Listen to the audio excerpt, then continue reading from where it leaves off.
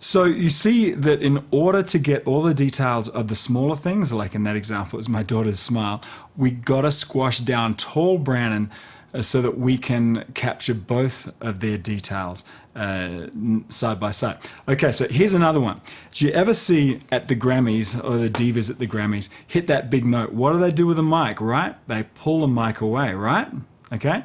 When they pull it away from their mouth, so those big notes, they won't hit too loud. The moving away of the microphone is the gain or level reduction, kind of the same as this one here.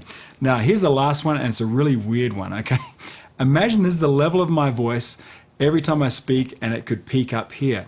If I put a sponge right here, every time the levels got to, right up to this threshold here, they would meet some resistance and not peak. The sponge acts kind of like a protection zone. I told you it was kind of a weird analogy.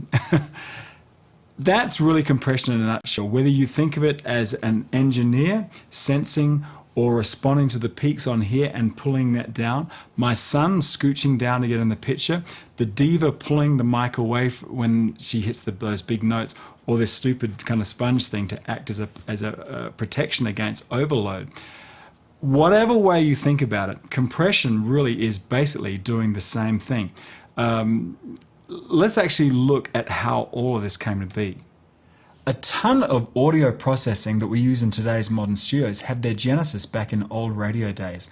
And there's really no better place to start than in AM radio, not just because it was the first commercial way of broadcasting way back in the early 1900s.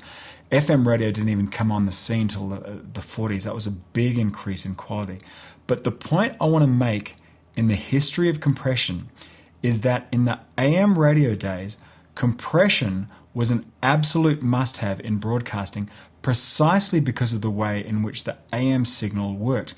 Radio stations used compressors to protect their transmitters from overload. A typical radio station would place these compressors at the last stage of the signal in the capacity of equipment overload protection. In fact, compression is really still used that way to this day.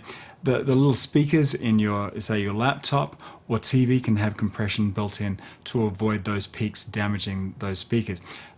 But since the early days of just using compression as protection, it has evolved into being used in very creative ways to sculpt your sound.